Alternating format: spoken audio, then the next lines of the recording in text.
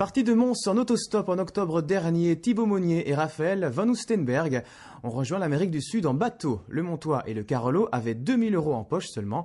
Depuis le Venezuela jusqu'au Brésil, leur périple aura duré 7 mois en tout. Ils ont ramené photos et vidéos avec eux. Géraldine Rutsart et Jean-Noël Hoyer les ont rencontrés.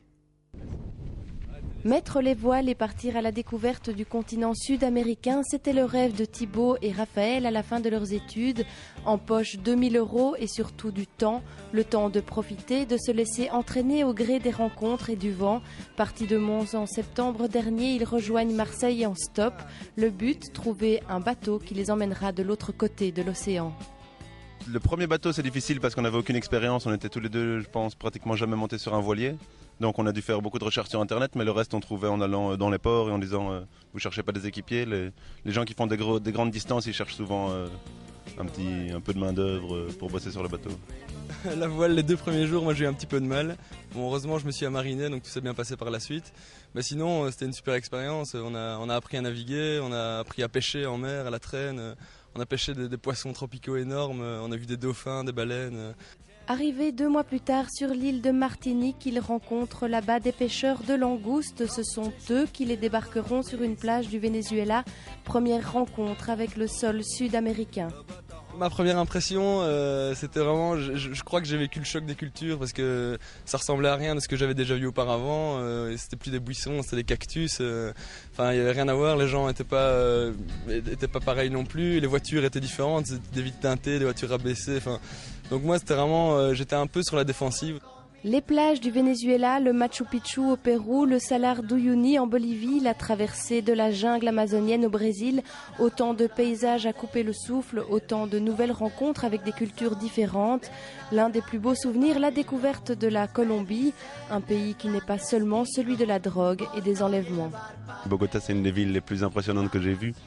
Et les gens sont chaleureux et vraiment authentiques. Il n'y a pas un rapport blanc égale portefeuille comme on trouve au Pérou ou dans d'autres pays, Pérou, Bolivie par exemple. Là c'est vraiment les gens viennent s'intéresser à toi pour ce que t'es, ils veulent vraiment savoir d'où tu viens et ils posent des questions sur le pays, ils sont curieux et ils sont chaleureux, accueillants. On réalise qu'on vit vraiment dans le luxe et qu'on a beaucoup de facilités dont les gens ne se rendent pas forcément compte ici. Donc pour ça je pense que c'est vraiment une bonne leçon de vie de voyager parce que voilà, ça nous ouvre l'esprit par rapport à pas mal de choses ici. Une expérience enrichissante qui leur a permis de voir le monde différemment. Après plusieurs mois sur place, il est temps pour nos 2 baroudeurs de reprendre la route.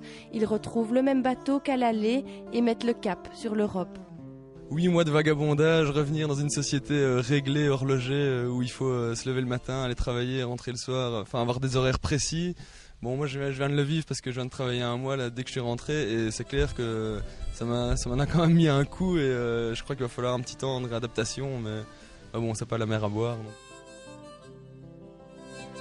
Je trouve qu'être sur la mer et se lever le matin et voir le bateau avec que de l'eau autour et rien à l'horizon, c'est une leçon d'humilité. On se sent un peu minuscule par rapport à l'eau.